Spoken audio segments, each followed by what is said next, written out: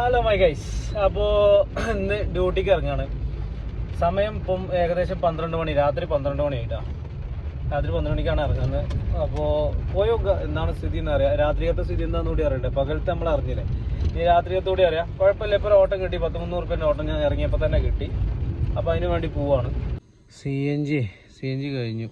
അപ്പോൾ ഇനി CNG അടിക്കാൻ വേണ്ടി വന്നു. ഈ സാധനം എവിടെയും കിട്ടൂല,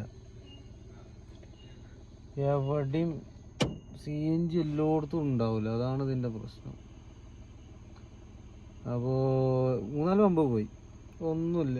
ഇപ്പോൾ CNG ആകുമ്പോൾ 700-ന് ഫുള്ളാണ്. പിന്നെ പെട്രോളിനാണെങ്കിൽ നടക്കില്ല, നല്ല പൈസ അല്ല. അപ്പോൾ കുറേ ഓടി ഒരു 10 കിലോമീറ്ററിന് മേലെ ഓടിയിട്ടാണ് ഇപ്പോൾ CNG കിട്ടി. അങ്ങനെ നേരം വെളുത്ത് മക്കളെ 7:30 മണിയായി. എത്ര ഓടിയൊന്നും അറിയില്ല, കാരണം ഒക്കെ ഒന്ന് കയ്യിലാണ് പൈസ കിട്ടി. ഇതിലാവുമ്പോൾ ഓൺലൈൻ പേയ്മെന്റ് ആകുമ്പോൾ അതിൽ കാണിക്കാൻ പറ്റും. എങ്ങനെയായാലും ഒരു 12,000, 2,500, 300 റുപ്യൻ്റെ അടുത്തൊക്കെ ഓടിയെന്ന്. രാവിലെ തന്നെ ചെക്കന്മാരൊക്കെ പാടെ ഇരുന്ന് ക്രിക്കറ്റ് കളിച്ച് നോക്കി ഉണ്ടോ. അത് മൊത്തം ക്രിക്കറ്റ് കളിയാണ്. കളിക്കട്ടെ അല്ലേ, എല്ലാവരും കളിക്കട്ടെ. നമ്മളോട് ചത്തട്ടി നയിച്ചാൽ അവർ കളിക്കുക, നടക്കട്ടെ.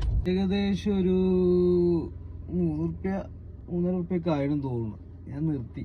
ഞാൻ ഒന്നാമത് ഇന്നലെ രാത്രി ഇറങ്ങിയതുകൊണ്ട് ഭയങ്കര ക്ഷീണം. 2 പ്രാവശ്യം കണ്ണൊന്ന് മാറി.